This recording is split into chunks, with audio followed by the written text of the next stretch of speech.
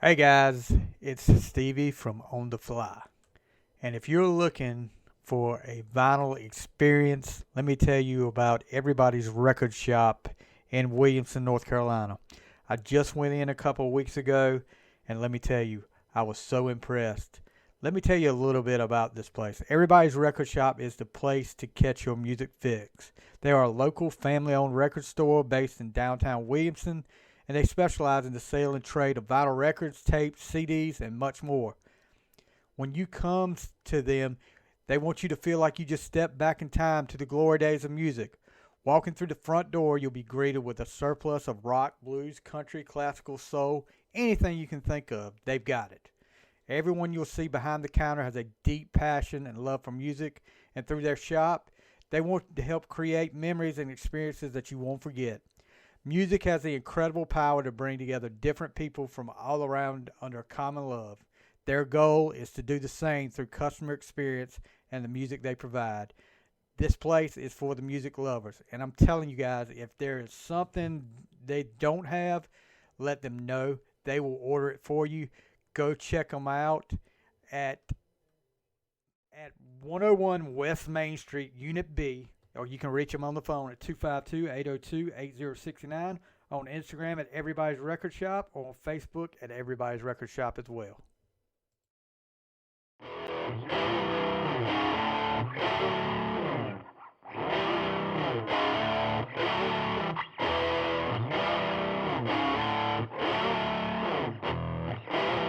You are listening to On the Fly.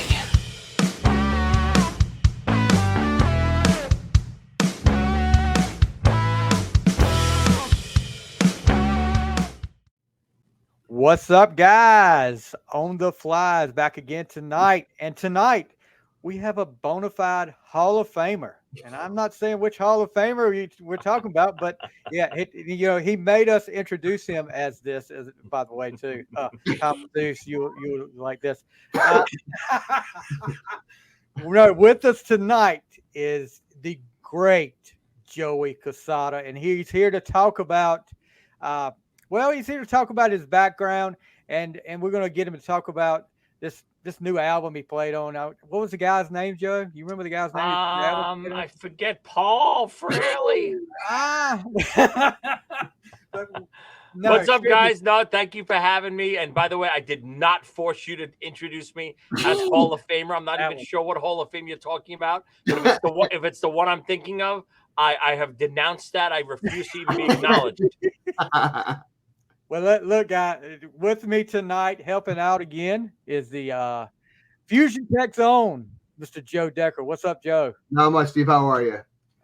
Glad to be here. Glad to be Yeah, here. me too. Me too. Um, Me too. but first of all, Joey, thank you for coming on, dude. It's an honor. We've been wanting to get you on for a while, and we had the perfect opportunity with man. I mean, what can I say? As a Kiss fan, and plus, guys, hold on. Before we get started, let me bring this up to you. See that? Start with the dream, Joey Casada, and let me tell you guys, if this was, I mean, it's a big book, over 400 pages, almost 500, but one of the easiest reads I've ever had because this guy's childhood is almost like, I mean, he had the same, like, I mean, we haven't even talked about Star Wars. We Oh, had Kiss, we had wrestling. I mean, the trilogy of 70s and 80s childhood right there. It's all about that. It's all about how he got into music, stuff like you guys really need to pick that up. All about his band CO2. Man, what a read there. Let me ask you this first before we get into this other stuff. What made you decide to write a book? So, long story short, it really was something that I wasn't even planning on releasing it. Um, I was writing stuff down. My parents both passed away before I got the chance to, have adult conversations with them, especially my mom. Obviously, I was older when my mom passed away, but I still never really got to have those conversations about her life and her childhood that now that I'm an adult, I would love to have and hear about her life. She was just always my mom. So we would always just talk about, mom and son stuff. So I just started writing down some stories about, my dreams growing up and my childhood, and really just so my kids one day, God forbid, knock on wood, something, whatever it happened to me, they had something that they could look back. All the questions that I had for my mom, they could look in my book maybe and get some answers. And I wasn't ever really planning on releasing it. I just wanted to write down some stories. I had a really fun career, hard times, good times, but always never giving up on my dream. And that's really the premise of the book. It's having a vision from when I was 5 years old and when I saw Kiss at Madison Square Garden. And I just never let anything, no obstacle, no person stand in the way of me pursuing that dream. And I wanted to kind of have something to inspire my kids.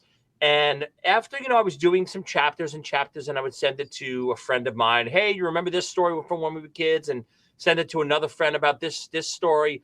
Everyone just started really pushing me. You have to release this. It's a great story.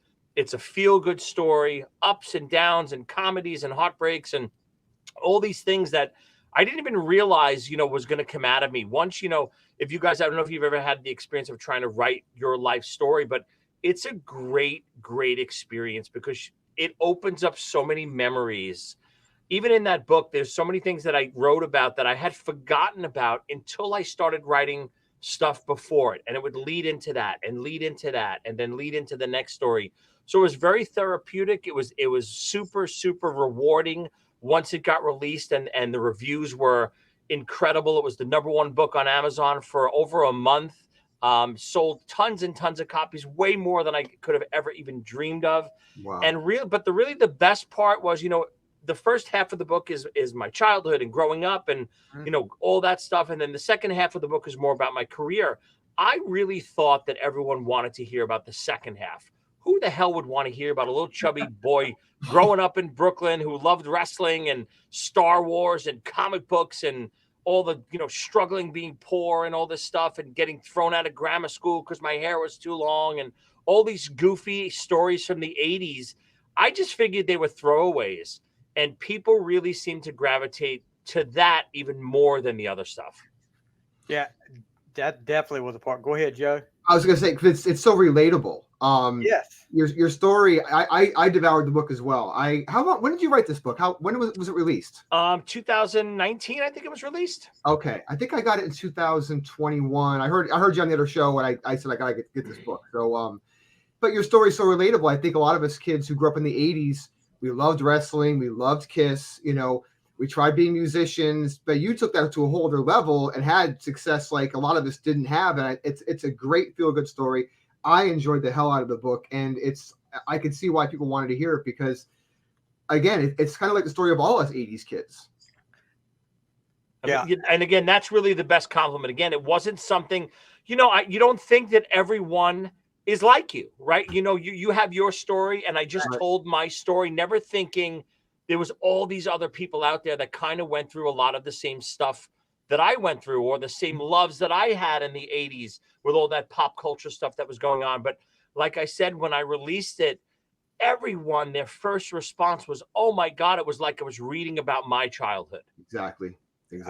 I there was so many parts in the book where I said, that was me. And I mean, I didn't get it kicked out of grammar school because my hair was long, but but I'll tell you this, when you told that story, there was a time at our church, and we're from a Southern Baptist church, and this was back in 1990, and every kid that was in school, almost every kid that was in school had the long hair, which mine wasn't as long as most, but I remember getting a really bad look from two of the older ladies in the church, and they kind of whispered between each other, and my dad was giving them a hard look, and he looked at me later on, and I said something about it. He said, "You know what?" I told him, "You know what? I don't even think I'm going to go back anymore." That was just. And he's like, "Dude," he said, "You know what?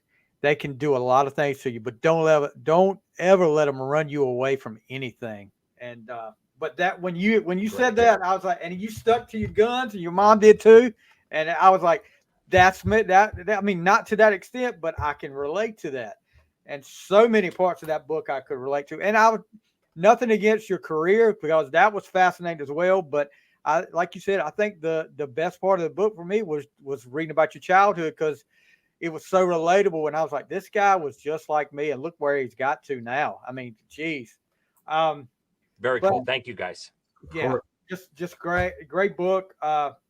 Do you do you remember growing up though, like the whole Star Wars craze? Do you remember going to see Star Wars the first time? Because I've asked my mom what, because I was like 5 years old, and I was asking my mom what made you guys take us to that movie? Because one of my first memories is being in line outside that theater at night, and actually my preacher now was ahead of me in line. He was like a teenager then. Wow. So going in there and watching that movie and just being like, holy crap. I mean, would you remember going to see Star Wars for the first time? I didn't see the first Star Wars in the movies. I was too young. I saw Empire in the movies. I remember that like it was yesterday. Again, my brother was older than me. He was 5 years older than me. So, a lot of my pop culture influence was from him because he taught me what was good, what was bad. And, the only reason I went to see Kiss when I was 5 years old is because he liked Kiss. I didn't even know where the hell we were going. I just knew we were going to this place. I said, okay, let's just go. I had no idea what was even happening. So chances are, I don't have as vivid a memory as that as to when I went to see Empire, but I'm sure I had no interest in even going. I didn't even know what we were doing. I just got dragged along like I always did as a 4, 5, 6-year-old kid. And I remember loving it, but more than the movies even then, because again, my brain is I can't comprehend the movies yet. I love the action and the characters, but the toys. That's what the action figures, which I don't know if you've ever seen. I have a big Star Wars action figure collection. All the original figures. I just got a custom made light up case for them. That's the stuff that I gravitated towards. Yeah, I liked the movies, but it wasn't probably until I was a teenager that I loved the movies. Right. But I always loved the action figures. I would take them outside and play outside and bury them and tie them up in the snow or take them in the bathtub with me, or who the hell knows what I was doing. Yeah, that I've still the only one I've managed to keep. The only thing from back then is the Darth Vader big head that kept the action figures. Yeah, the carrying case, sure. Yeah. I've got some of the figures I passed down to my daughter because I got her started early as well. Because the first house we lived in, her room was like Princess here, Princess here, Princess here, and then right in the middle, this huge Star Wars poster. And so I started her early.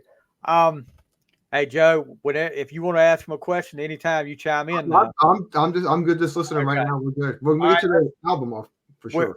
We know the whole Kiss deal, how you got into Kiss at 5 years old, which same here.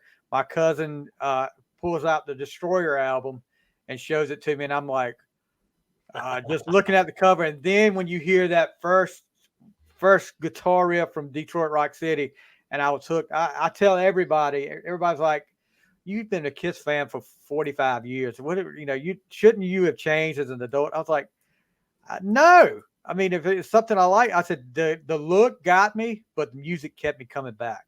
And they may have struggled at times, but I've stuck with them. But Kiss, I know that's been a big part of your life as well. Yeah, again, the 80s to me, when I grew up, the heyday of the 80s, obviously we're talking about the end of the 70s here, but 80s, everything was bigger than life, right? And that's the stuff that I gravitated towards. Star Wars, the bigger than life personas of wrestling that we talked about. I didn't have a father growing up. My mom and dad got divorced when I was young. And, those 80s wrestlers were my male influences. Those were my male role models. Yeah. Right. And, I think 80% of my personality is still, Macho Man and all those guys doing promos. That's who I am. And, when you said, someone told you, oh, come on, why don't you grow up? Those people need to be smacked because grow up. What does that even mean? Just because we love stuff that we liked when we were kids, it means we loved stuff as a kid. And, we obviously picked the right stuff because we're still loving it. Yeah. I never went through fads and did this and did that. I loved something from when I was little and I still love it today. Whether that's Star Wars or wrestling or Star Trek or comic books. I'm a big comic book collector still to this day. And, when people tell me you collect action figures and That's damn right I do. Yeah. It's funny because I think, well, we're all about the same age, but I feel like I'm aging in reverse almost, like, because I'm more of a kid now than I was when I was a kid. I still watch wrestling every Monday and Friday night. I still watch all the pay-per-views on the Peacock channel when they're on every month. I've got this new vinyl addiction that I have now that I just can't seem to get a vinyl anymore, which is That's really dangerous. It's very, very dangerous. And I'm with you 1,000%. Like, what does that aging thing even mean? I mean, I feel like I'm in the best shape ever. I feel great. And, this is a time we're supposed to be enjoying our lives now that we can, so screw, getting old. And of course, like you said, if anything, we're aging in reverse because now we're older. We got some more free time. We got some more spare cash. Go back and buy the stuff you missed out as a kid or you lost as a kid and stuff you enjoy. There's nothing wrong with enjoying what you love. My whole studio is filled with toys, love it, drums, comic books. That's that's what I live for. And my kids are the same way. They love coming down here and just enjoying all my stuff too. And it's their stuff as well. And there's no reason, something's for a kid or something's for an adult. If you like it, get it. Totally agree. So, so the wrestling thing, we'll get into that a little bit later. Wrestling with Joey Licious, because let me tell you, I don't know it. I don't know if you know it or not, but I do another podcast, a wrestling podcast with your boy Jack Pinocchio. Oh no, I did not know this. What? How have I not been invited to this yet? Well, let me say, Pinocchio gave me strict orders. About an hour before, I got a message from him. He said, make sure he is to come on the Triple Threat main event with us one night and talk some wrestling. So I'd love to. The only problem is every time I hear his name, I hear his damn theme music come up in my brain. I know. Same here. We have any corporate. Let me say before we go any further, you mentioned the theme music, and we're going to shout out Loudcast. One of the funniest things that I fell to the floor laughing at work while I'm listening to this podcast was Christmas a couple of years ago when you did your annual Festivus episode. And all I'm going to say is the facts of life. Oh God! Oh my God! Heard those guys invite me on. Those guys invite me on every year to basically air our grievances about Kiss and bitch and complain. And my facts of life story with Jerry, and it was always a good time. I honestly fell to the floor. People at work were looking at me like, "What the heck is wrong with you?" But, anyway, let's talk a little bit about you get into music and reading in the book. You go through different bands, but a band that you're still with today. Matter of fact, just put a new album out the last part of 2023, ZO2. Talk a little bit. Yeah, there you go, right there. A 2 CD set. What? Tell us a little bit about ZO2. Yeah, so ZO2 we formed in 2002. We were all original band. I actually met our singer Paulie Z. We were in a Kiss cover band together. And I was Eric Carr. He was Paul Stanley. And, we were having a great time in a Kiss cover band. I was doing a lot of original projects at the time and record labels and lawyers and contracts and just tedious bullshit, if you don't mind me cursing on the show here. And, I just wanted to do something for fun. So I answered this ad for a Kiss cover band, and I had an amazing time doing it. I had never done anything like that before. I'd never been in a cover band before. Put the makeup on, turned myself into Eric Carr, who was my favorite drummer of Kiss. And, we just had a great time. And from there, Paulie and I really started to gel.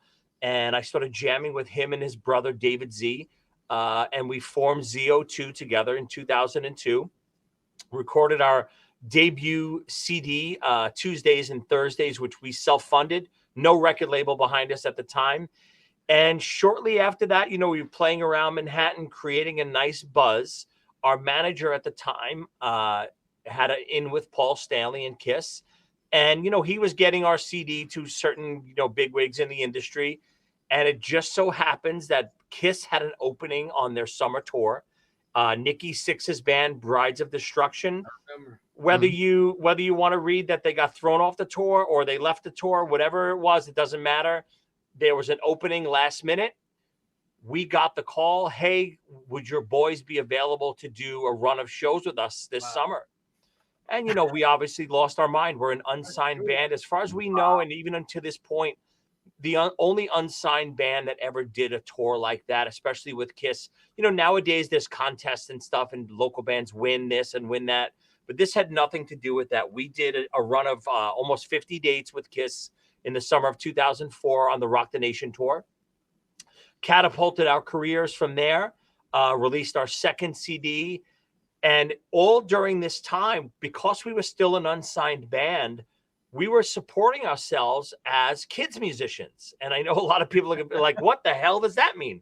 We weren't the Wiggles, but think of the Wiggles, but, dressed as Aerosmith. We would dress, as rock guys. We would go do bar mitzvahs and birthday parties and communions and whatever we needed to do to pay the rent and pay for our tour. And we would play little kids' birthday parties, singing sometimes Wheels on the Bus, but we would mostly do, some Beatles songs and some Stones and some AC/DC and, Sweet Child of Mine and, rock songs for kids. And at one of these birthday parties, there was an agent from one of the biggest agencies in the country or the world, William Morris. And he asked us, he said, what are you guys doing here? You guys look like a rock band. Why are you playing this, this 3-year-old birthday party? And we didn't even know who he was. We were like, hey, you know what? We're actually playing in Times Square tonight. You should come and see us. And we didn't think anything of it. We advertised like anyone advertises. We just wanted another body in the room. We figured one more head that's on our list to count and we get some money for.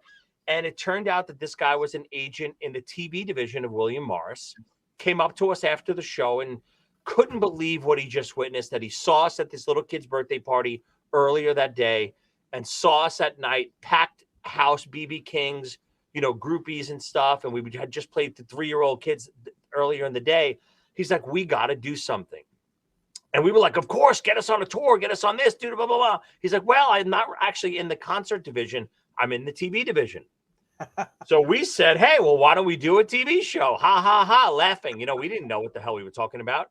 He's like, yeah, like, what do you mean? He's, well, we're like, we're like this Clark Kent Superman. We're like kids musicians in the day and a rock band at night. He's like, write me up a little treatment and let's see what happens. Condensed story. We wrote up this treatment, started shopping it around, and we had a bidding war from the networks, Comedy Central, IFC, Wow. VH1, all these networks were looking to pick up this little treatment that we wrote. And we wind up going with IFC, who was more of an independent type network at the time. We were going to be their flagship show.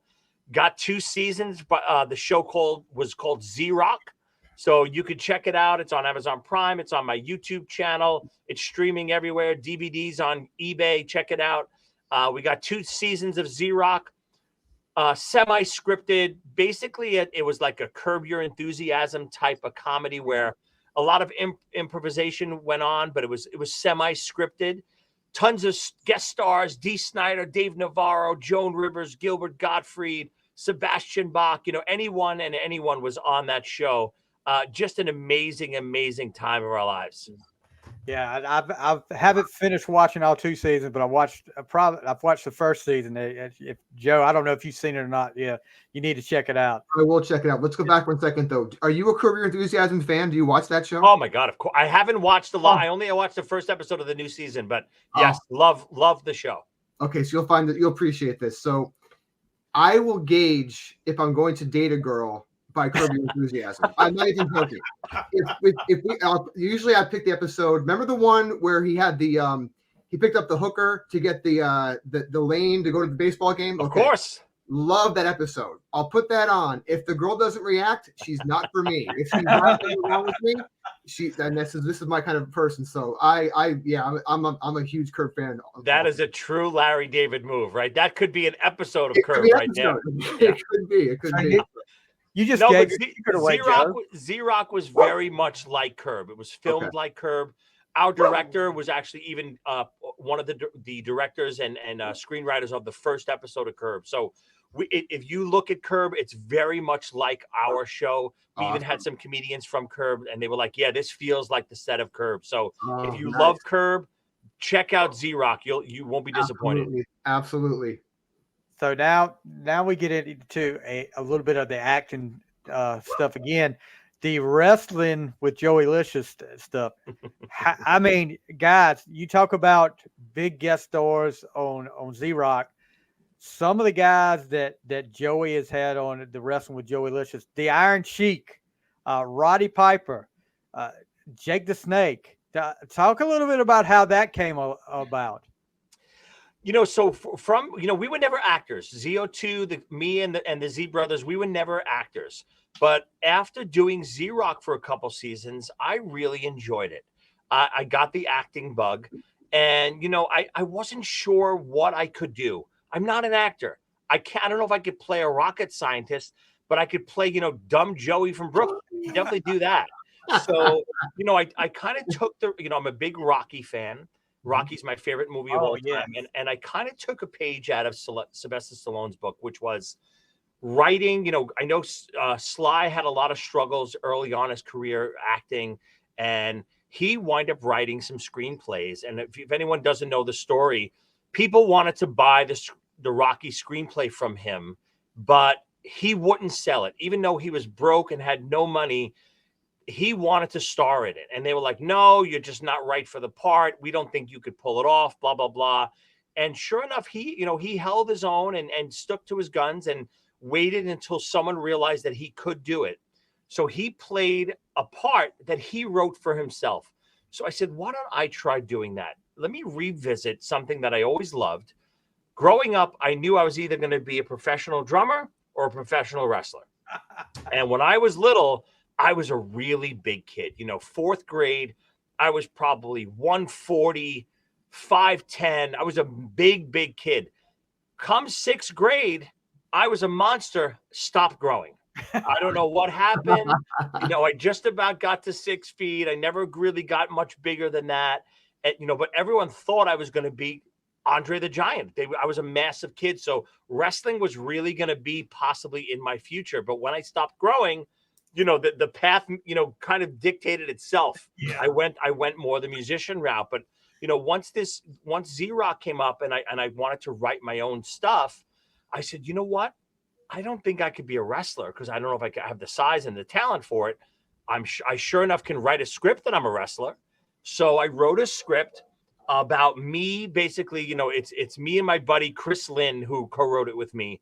It's a comedy concept of me in my 40s, a wannabe wrestler who never made it, which is really kind of based on reality. And I have these visions of these pro wrestlers, these legends coming to me and giving me advice on, don't give up on your dreams and, you got to make it. But for some reason, the advice always goes bad. They wind up beating the shit out of me. And I get left in this awkward position. And we just started filming this, these little shorts. We got the first person we got was Superfly Jimmy Snuka. Wow. And once we got Jimmy on board, and he was iconic. We weren't even sure what we were going to do in the short. We kind of scripted it out. Of course, I wrote that Jimmy hit me in the head with a coconut to end the scene, obviously. And from there, we had the formula. The formula was working.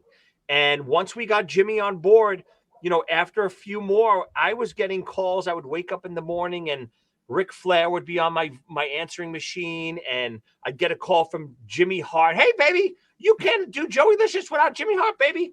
And I'd be like, what kind of alternate reality am I living in that these wrestlers are now calling me?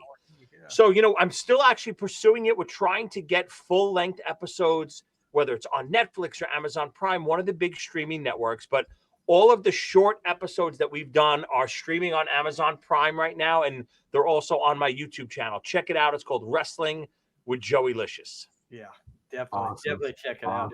It's awesome. All right, so let's get into what we came here to talk about. As a lifelong Kiss fan like us, in a million years, did you ever think you would be playing drums on an Ace Frehley album? So again, even talking about all this stuff, everything I do, it feels very surreal to me all the time. I never lose the moment. You know what I mean? In my book, I even talk about frozen moments. I never lose that Yeah. that moment of realizing, wow, holy shit, this is special. And this is definitely one of those moments, being a lifelong Kiss fan, you know, the next best thing to being in Kiss to me was touring with them. And I got Yeah. to do that. And, not only toured with them, but they became my peers. We were friends. We were hanging out and having lunch with Gene and his mom. And, it was an amazing, amazing time, like pinch worthy stuff. And, what's the next best thing from there? Being on one of their Kiss albums or being on a founding members album.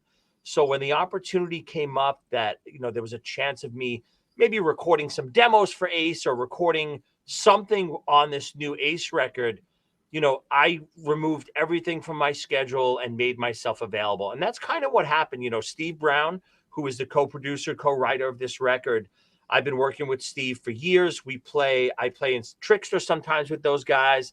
I play with Steve and PJ and Eric Martin in our another solo project. We do all the Mr. Big hits. We do all the Trickster hits, travel around the country. That's so much fun. And after working, for years with these guys, our relationship, especially friendly and working, is just fantastic. So Steve knows he could always call me. He knows I'm going to do quality work. I'll always be available, super easy to work with, which is an underrated thing, I think, in this business. I worked with so many great musicians over the years where, there's a lot of A+ musicians who aren't the easiest to work with or just kind of not friendly people.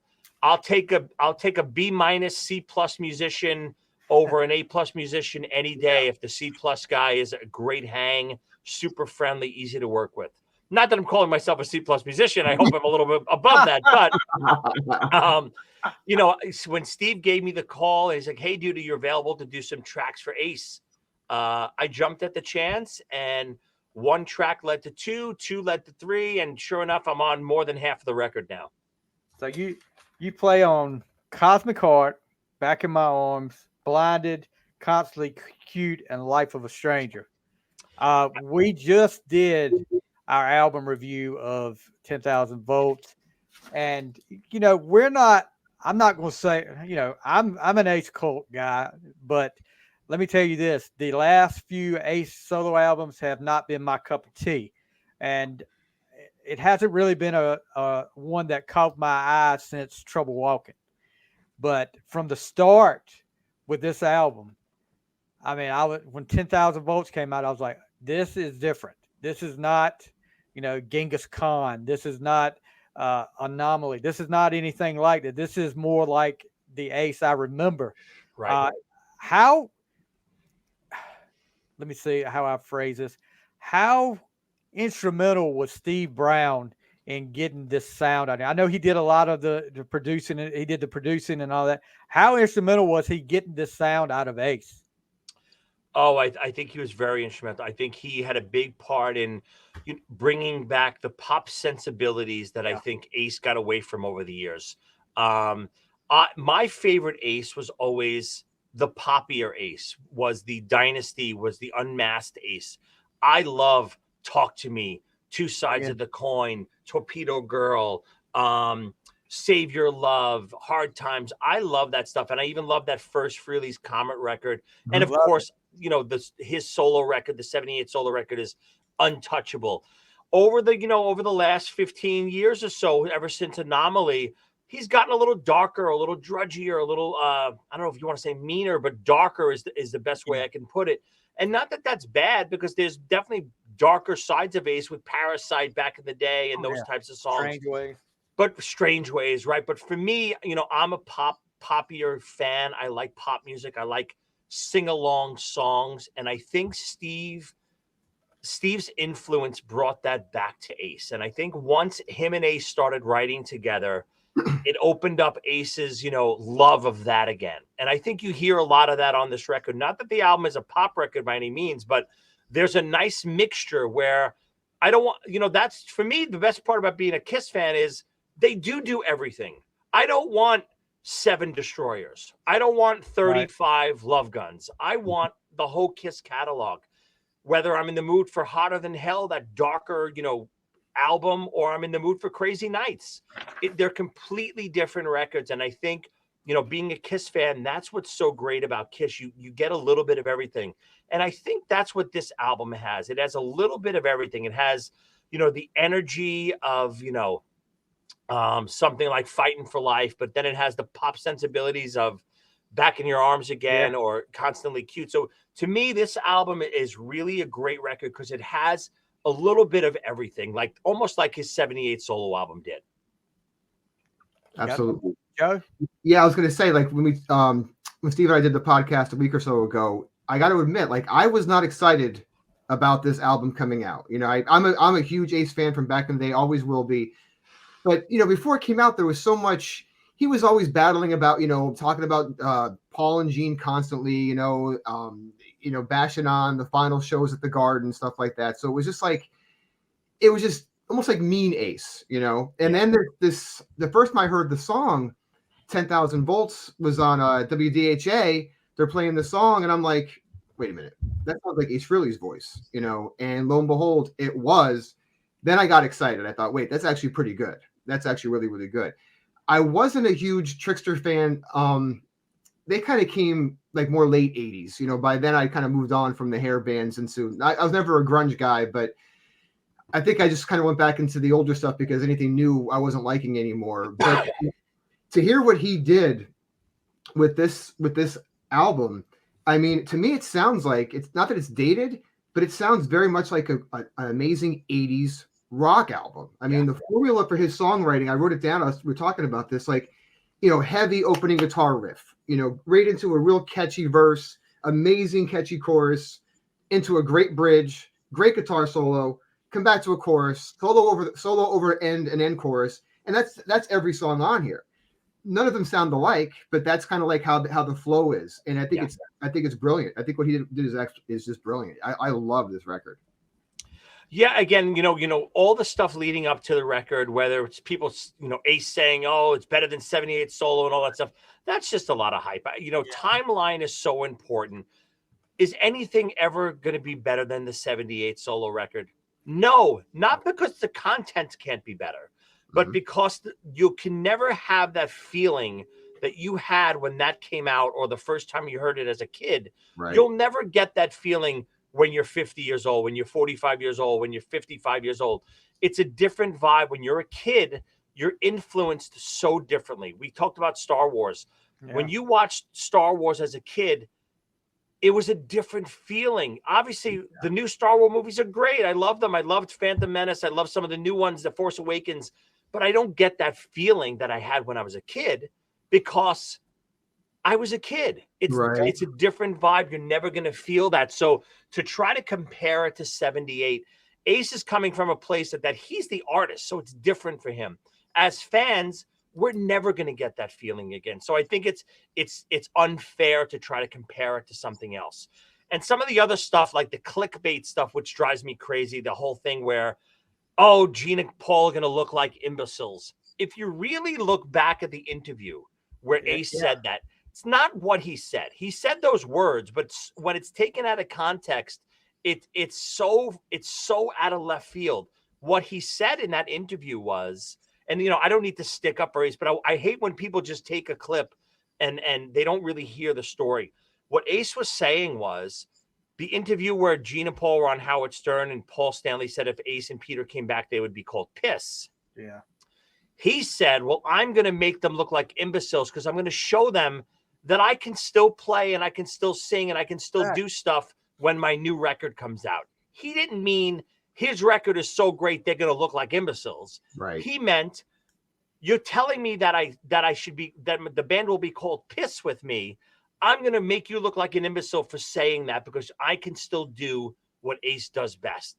That's what he meant. And let me say this too. Ace's voice. Ace has never been Luciano Pavarotti by any means, but Ace's voice seems to fit certain songs. Shock Me. It fits certain songs. I mean, if you find the song to fit his voice, that it works. I mean, it's not like he's he's not going to compete with Paul Stanley. He's not going to sing "I Still Love You" like Paul did on Oh. Unplugged on a Live 3. You find songs to fit Ace's voice, and let me tell you, I mean, yeah, there were some times on this album. Yeah, there were some times I was like, oh no, he probably shouldn't have done that. But more than those times, and I'm not giving any foot rubs to Ace. More than those times, like I said, Anomaly, Space Invader, not any of the ones like the Origins album, but the other albums, they don't hold a candle to 10,000 volts to me. That's just my opinion. Uh, Back into My Arms Again. I know this was he recorded this back in the '80s as a demo, but man, I loved it. I mean, it was one of my favorite songs. As a matter of fact, what was that? That was your number one. That was my number one. Yeah, I remember that. Yeah. Right? Fighting for Life was number two. So I mean, Back in My Arms Again. I'm a sucker for a ballad, and that one really fit. Me too. That's my favorite song on the record too, and for many reasons. One, obviously, because I'm on the song, but knowing that song when I was growing up, I was a big bootleg guy. I Yeah. had all that stuff when I was a kid. So that song, I've been a fan of that song for almost 40 years. So I know that song like the back of my hand. So when I got the call to possibly track that song, that's all I cared about. If I could get on this record and be on that song, I was complete. You know what I mean? Right. That's the next step in my career. If I could say that, God, I did that song with Ace. And, I think the song came out incredibly well. I love the new production value of it. Anton played. So funny story, Anton played drums on the original track. Right. So for me to replace Anton's drums on that song is, so surreal. And not many people know this, but I tracked Fighting for Life and Cherry Medicine as well. And Anton replaced my tracks. So we kind of replaced each other's tracks on a couple songs on this record, which is, so much fun. Anton being one of the greatest drummers of all time. It's an honor to have that done. And I think Steve had mentioned it, which I didn't even know about until I saw an interview. Steve mentioned that there's going to be a deluxe set coming out of 10,000 volts with my versions, I think, of Fighting for Life and Cherry Medicine. Oh, very cool. Well, there's so many versions of vinyl right now. I mean, the marketing behind this thing, I can't believe the push. Like I've heard you on a bunch of shows. I've heard Stephen Ace on a bunch of shows. I mean, the marketing behind this whole thing is just incredible. I mean, everywhere you look, there's an ad for the album. I mean, my Facebook page, Instagram, all over the place, all the podcasts, all the interviews. The push this thing is getting, and I'm thinking it's pretty high ranked on iTunes right now. It was in the top 10 for the longest time, I think, for downloads. Yeah. Yeah, it was number one on iTunes the first few days that it came out. Number one on Amazon. Number one on all the streaming platforms. The push has been great. Monarch Heavy, the label, has been insane doing the push on it. And I think it's funny. Kiss fans are funny, negative or positive. Kiss fans want to talk. So guys like shows like this, shows like all the Kiss podcasts. The more feedback, the more people want to talk about this record, the more traction it's getting. And the best reviews that I've heard were after giving it a couple listens, it's getting better. Yeah. And that's all you can ask. You can't listen to hype. You can't listen to judge for yourself. Don't judge something before you heard it. That's unfair to you. It's unfair to the artist. It's unfair to the fans. Listen to the feedback. Take it in, but then when you get the record yourself, listen to it. And I recommend listening to it. This is really like an old school record. Listen to it from the front to the back. Yeah. The tracks all have a certain place. They have a meaning on the record. Is it good one track at a time? Yes. It's much stronger when you listen to it like you're listening to Rock and Roll Over or you're listening to Creatures of the Night. I like to listen to those albums as a whole because the album is so much stronger that way. It's better than just the sum of its parts. Yeah, it's like you said. That was about to come out of my mouth. If you listen to this, like you had to in the old days, when you bought an album, or you didn't have, your phone where you could just pull up a song or anything like that. When you bought an album or a cassette or a CD, you listened to that track by track. You listened to it front to start, and you did it over and over again. You got your money's worth out of it. And that's what you need to do with this, because there's some songs right now that are growing on me the more I listen to it. But don't you think with this, and I'm gonna say success of this album, I want to get your opinion on this. There's been a lot of talk in the last few years about some of these classic artists making new music, making new albums. Ace has come out with his album. Judas Priest has just come out with their album.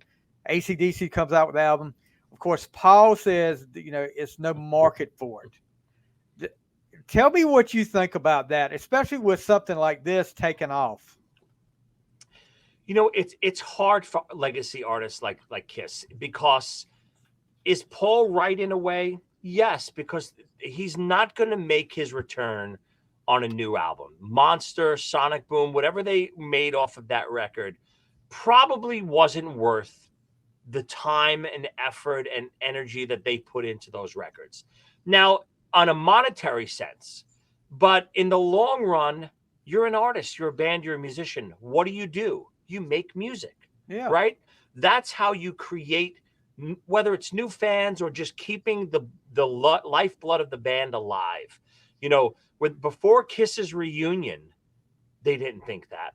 They were pumping out new music constantly. Oh, yeah. Carnival of Souls was coming out in the new direction of that, the more of the grunge type, heavier sound. They didn't think that way then. When they turned into a nostalgia act after the reunion, and all they relied on was their past, that's when they realized, okay, I don't need new music. This is what sells. So I understand a band like Kiss saying that. Now, do I think they should still be releasing new music? Absolutely. They're a band. It's what they do. Did I love Monster? No. I liked Sonic Boom a lot. I thought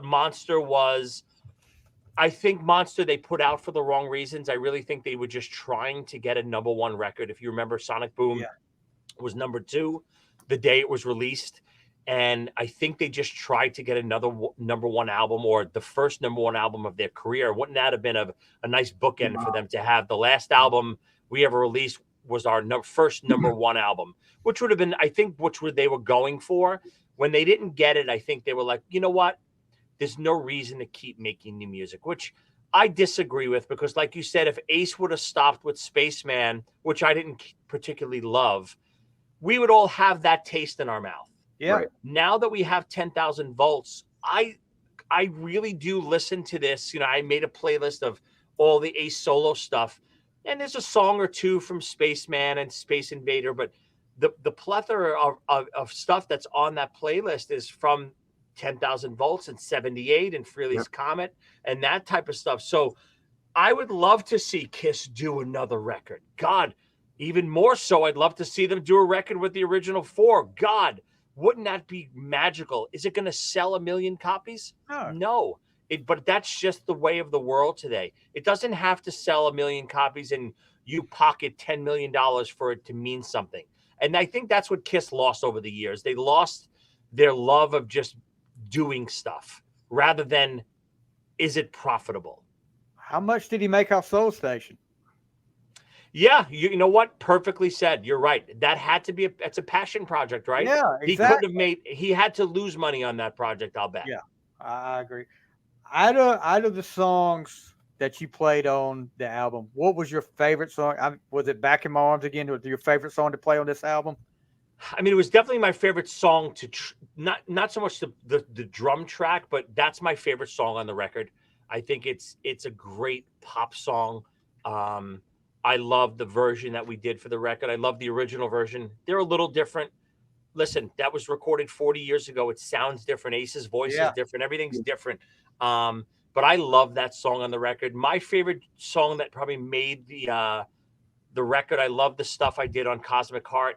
All that tom work in the choruses. I kind of tried to channel some of the breakdown of She in that song, that with those toms is what I was hearing when I first got the track and tried to write a drum track to it. But I love tracking, Fighting for Life too. That was such an amazing track. And I will tell you, in all honesty, Anton's track is better. It's fucking great.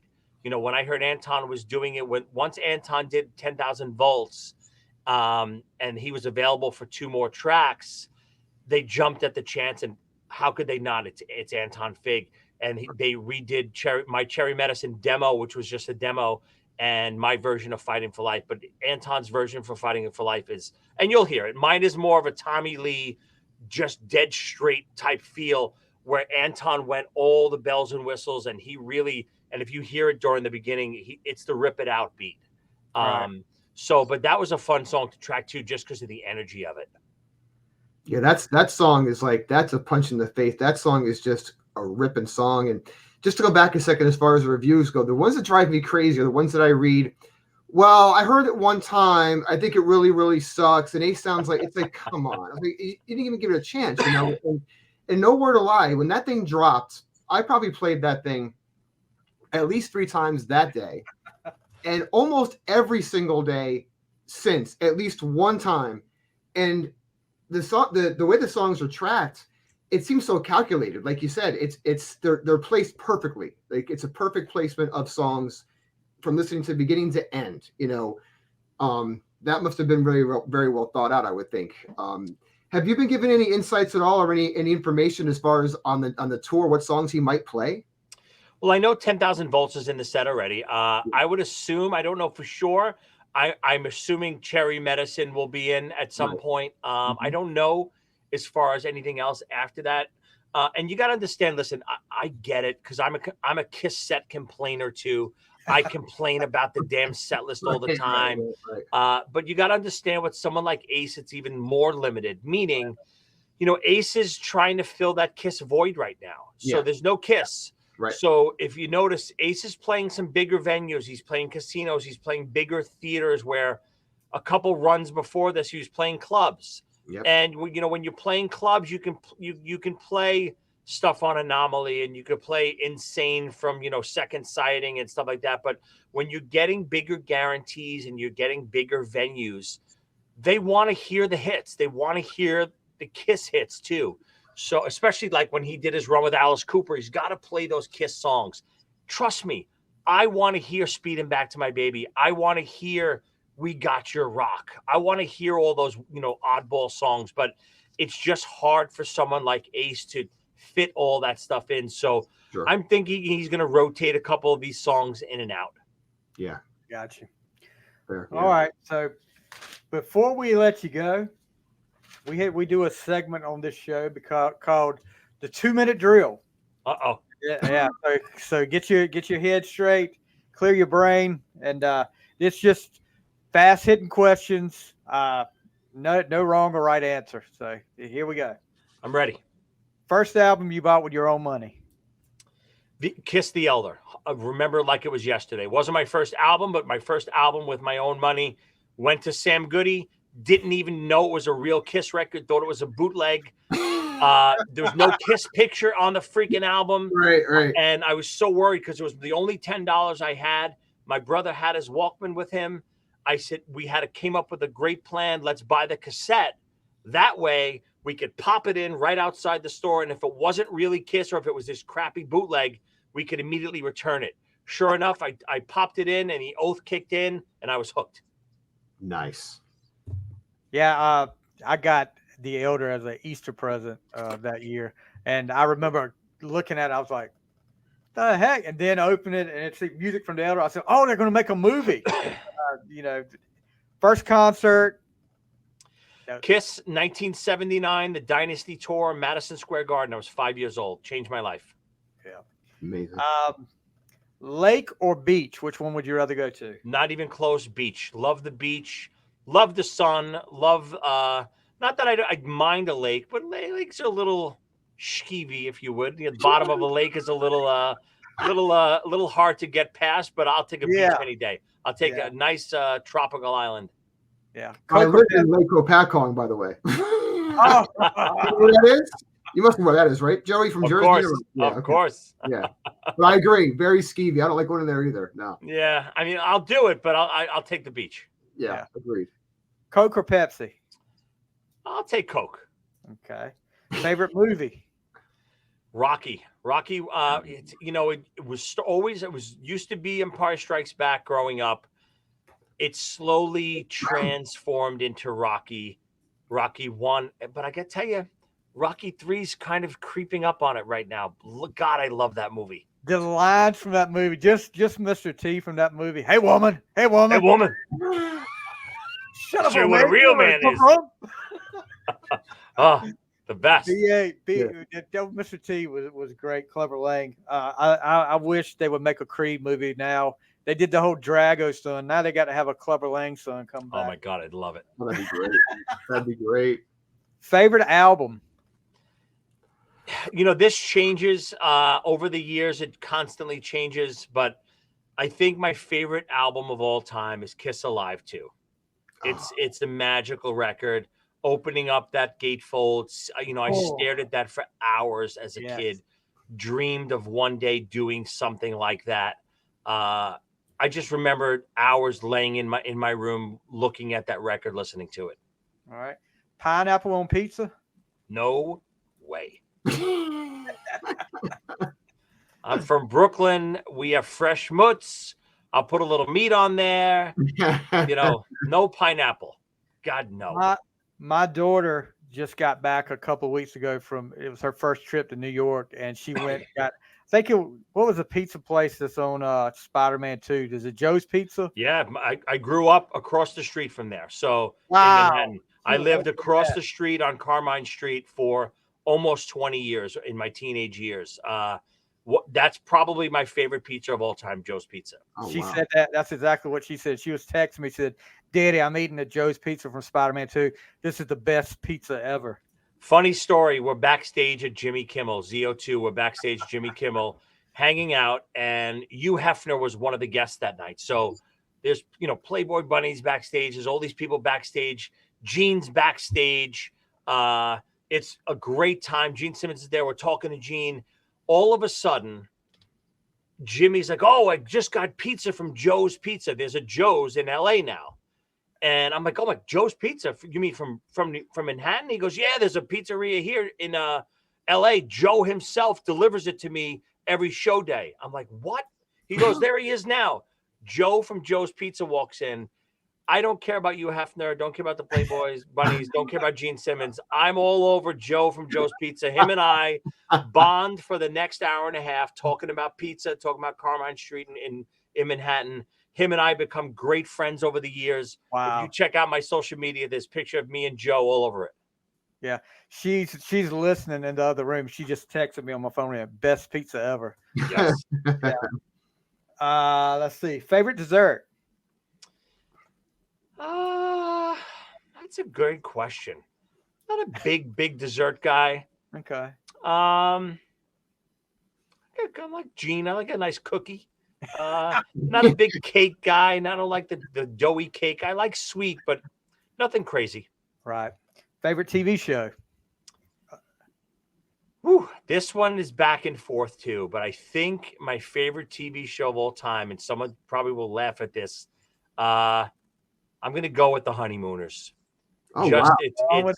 It's my childhood. Watched it every night with my buddy. We would literally watch it on the phone together. 11:30 in New York, Channel 11. Channel 11. Just a lot of Joey Licious is taken straight from The Honeymooners. The Ralph Ed dynamic is much like the Scally Joey dynamic in Joey Licious. Okay.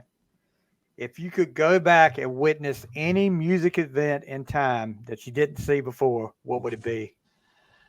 I mean, I heard so many great things about the US Festival, but I think I got to pick the Palladium show, 1980, Eric's first show. It's one of those mythical things that you don't really see video or audio from. I would have loved to have been there to see Eric play his first show.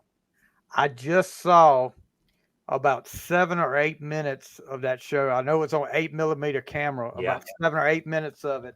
And that was the first time. I know this has probably been out there for a while. It's the first time I saw it. And look, Eric Carr is like one of my all-time favorite members of Kiss, right there with Ace. But man, I would love to have seen that. Yeah, I was there to see Eric's last show, Madison Square Garden, 1990. It was his last show with Kiss. I was there for that. who nobody knew it was his last Yeah. show, but I was there for that. I would have loved to have seen his first. Yeah. Okay, if there's any artist you could record with, who would it be? I mean, who better to record with than Kiss? I just did Ace. Ace is a close second, but if I could be the drummer for Kiss for an album, nothing better than that. All right, favorite song. Again, these every one of my answers is Kiss always. You know what I mean? It's almost like Yeah. it's like really, but today, if you ask me today, Love Gun. I got you. Well, tell us where we can find you at, because you got, let's see, you got Top 5 with Joey Cassata, which I listen to all the time. I hadn't seen an episode in a while. Yeah, I've been backed up. Yeah, I know you've been busy, and also you're working on a book with some people right now, aren't you? Yeah, with those bums from Shout It Out Loudcast, Tom and Zeus. We do have a book coming out fairly shortly, hopefully by the summer. It's a Kiss book. We're literally getting celebrities, fans, musicians, some of the biggest names in the business to review every Kiss song in the catalog. It's a big undertaking. We're compiling it right now. It's going to be a fantastic, fantastic book. But I'm doing so many other things. You can find me on social media at Joey Cassata across all platforms, Facebook, Instagram, my YouTube channel too. Just type in my name, Joey Cassata, Cassata. You'll see all the stuff we talked about today, whether it's both seasons of Z-Rock, all the Wrestling with Joey Licious clips, some ZO2 clips from the Kiss tour, lots of behind the scenes stuff from the Kiss tour, me playing wiffle ball against Gene and Paul on that Kiss tour. So just lots of behind the scenes footage. You can grab my book, Start with the Dream, on Amazon. Just type in my name, Joey Cassata, on Amazon. I think it's on sale right now on Amazon. I also have 2 Wrestling with Joey Licious books on Amazon too, which are, what the seasons will eventually be once we get picked up for full seasons on network. Yeah, also on Podcast Rock City. I know you were giving old Joe a hard time about he's got to buy every variant of 10,000 volts on vinyl. I'm live on the Kiss Podcast Rock City every Sunday night, 7 p.m. Check that out. Like you mentioned, I have my own podcast, Top 5 with Joey Cassata. We just finished our 100th episode. I'm exhausted even talking about all the projects that I'm doing right now, but it's always fun staying busy. There's always something else on the horizon. Yeah, we have said on the show many times, you and Chris Jericho are the 2 hardest working men in show business that we know. Don't put me in the same category as that bum. Nah, Chris knows I love him. I've been on all the Jericho cruises. He invites me every year. Always finds something for me to do. I think this year, I don't know if there's any bands I'm playing with, but maybe I'll be making some meatballs or something. He'll find something for me to do. He's a good friend. Didn't you play drums on the last one with Quarantine? Yeah, I played for Quarantine on the last cruise. That was great. Their regular drummer Kent, who was Luke Bryan's regular drummer, was on tour with Luke Bryan. So I filled in with Quarantine. Obviously, you guys know I played with Bruce Kulick. We did the whole Alive 3 set at Kiss Cancer Goodbye. So that was always great. Maybe do some more stuff with Bruce next year. Looking forward to a lot more projects. Always fun living in the Kiss community. Having fun, promoting this new Ace record. It's been a blast. Yeah, definitely. Anything else you want to ask him, Joe? I was just going to say, isn't it funny how like the world is today? Like we've never met, but after reading your book and hearing you on a bunch of different shows, you feel like you know the person. And I just want to tell you, man, awesome job on this album. Super proud of you. I mean, I think it's amazing. And I can imagine the thrill you must have been, recording this with him. So just amazing job. I appreciate it, guys. It's been a surreal experience, not just the Ace record, but all the things I've done in my life. And if I could preach anything to anyone, whether you're 10, 20, 30, 40, 50, 60, 70, 80, 90, if you have a dream, go for it. What the hell do you have to lose? Shut Netflix off for an hour every night. Instead of watching 4 episodes of Buffy the Vampire Slayer, watch 2 and, get some stuff done, get some creativity done. If you want to be a mechanic, go out and work on a car. If you want to be a writer, write a script. If you want to be a drummer, go down and practice your drums. Whatever it is, take a little bit of chunk of that day and do something that works towards whatever your dream is. because there's never time like the present. That you can't give up on that, because that's your lifeblood. It'll get you through the next day. And it drives me crazy when people say, you're still trying to become this, or you're still trying to do that, or how do you find the time to do that? I don't have time to do anything. Bullshit. You sleep for 8 hours, sleep for 7 from now on. You'll get an extra hour in every day, and you'll work on something you love, and it'll be the most fulfilling thing you ever do. It's not always about money. You know, people forget it's not about how much money you make. It's about living each day what you want to do, right? Every day I wake up and I do what I want to do every day. Sometimes it's very beneficial monetarily. Sometimes it's not. But sometimes the times that it's not beneficial, which, you know, wrestling with Joey Licious is, yeah, I've made some money off of it, but it hasn't been the biggest hit in the world. It's been some of the most fulfilling things I've ever done in my life. So do it because you love it, and great things will come from it. Awesome. That's just like I say about doing the podcast. I'm not making a living off the podcast, but guess what? I had Joey Cassata on my show today. I do my sports podcast. I'm a diehard Steelers fan. Have been, you know, Steelers and Kiss and Star Wars for 45 years. I had Rod Woodson on my show. Wow. I had all these Steelers guys on my show. That right there is what it's all about to me. And to get to talk like me and Joe have never met face to face in our lives, but we're like really good friends. Getting people like that. That's what it's all about. That Justin Fields pick was a steal, dude. 6th round pick. Well, I wish the Giants did it.